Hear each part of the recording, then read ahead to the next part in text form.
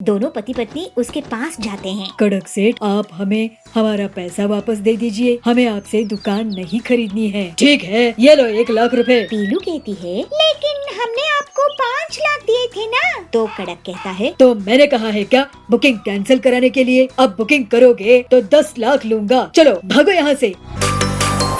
हीरापुर गांव के जंगल में कड़क सेठ बहुत ही अमीर, लालची और धोखेबाज सेठ था। उसके बेहिसाब संपत्ति थी। पेट्रोल पंप, फिल्म थिएटर, गाड़ियों का कारोबार, सोने हीरे की दुकानें वगैरह थी। कड़क जल्द ही एक मॉल भी शुरू कर देता है। पीलू उसी गांव में एक छोटी सी किराना दुकान चलाती थी, लेकिन आजकल उसकी दुकान में भीड़ नहीं रहती थी। वो काफी परेशान रहने लगी। उसी समय टिल्लू आता है। पहला दे दे, एक कोल्ड ड्रिंक देना था। ये लो कोल्ड ड्रिंक। टिल्लू भैया, आजकल ज्यादा लोग मेरी दुकान में आते नहीं हैं। क्या तुम बता सकते हो ऐसा क्यों है? हाँ, आजकल क्या है ना, सभी चीज ऑनलाइन ही मिल जाती है। माचिस से लेकर कार तक सब कुछ ऑनलाइन इंटरनेट में मिल जाता है। और देखो, एक डिलीवरी बॉय जा रहा है। अच्छा, तो ये लोग हैं जो सामान डिलीवर करते हैं ऑनलाइन कंपनियों के लिए। लेकिन इसमें हम छोटे दुकानदारों का क्या फायदा है? तुम ऐसा करो कि किसी मेन मार्केट जगह में अपनी दुकान लगा लो। बड़ी दुकानों में भीड़ रहेगी, कुछ लोग तुम्हारे यहाँ भी आ जाएंगे। इसके बाद पीलू घर आके अपने पति बंटी को सब कुछ बताती है। तो बंटी कहता है, कड़क सेठ का मॉल इस जंगल में बहुत चलता है, क्यों ना तुम उसी के बगल में दुकान खोल लो, पैसों का इंतजाम मैं कर दूंगा। लेकिन कड़क सेठ बहुत चालाक था।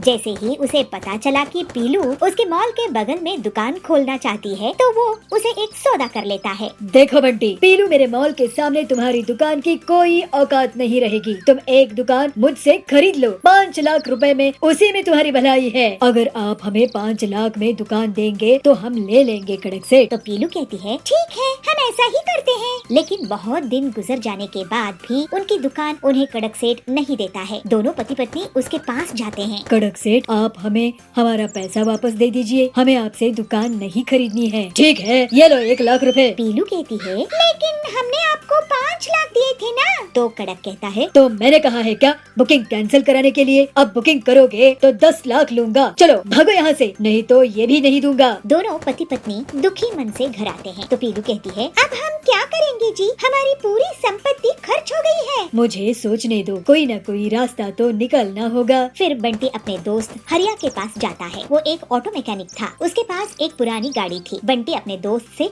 पूरी बात कहता है और हरिया उसे उस गाड़ी का उपयोग बताकर एक आइडिया देता है। बंटी बहुत खुश हो जाता है। वो घर आकर पीलू को अपना प्लान बताता है। तो पीलू कहती है, ये तो वाकई बहुत अच्छा प्लान है। अगले दिन बंटी गाड़ी में पूरी किराना दुकान सजाकर निकलता है। लोग बड़ी हैरानी के साथ उसे देखते हैं। तभी जाबाज कहता है, अरे ऐसे सुपर मार्केट तो मैंने पहले कभी नहीं देखा। तो बबली कहता है, वाह वाह बंटी भैया, पीलू दीदी, आप लोगों ने तो कमाल ही कर दिया है। अब से मैं आपके इस गाड़ी सुपर बाजार से ही सामान खरीदूंगा। तो बंटी कहता है, ये गाड़ी सुपर बाजार पूरे जंगल वालों के लिए सबसे सस्ती दुकान है। मॉल भूल आओ, वहाँ का महंगा सामान भूल जाओ। यहाँ गाड़ी सुपर बाजार से किफायती कीमत में सामान खरीदो। हमारी गाड़ी बाजार आपके पास एक फोन कॉल में खुद ही चल कर आएगी, आपको ऑनलाइन ऑर्डर करने की परेशानी से बचाएगी और मॉल जाने की तकलीफ से भी आपको छुट्टी मिलेगी।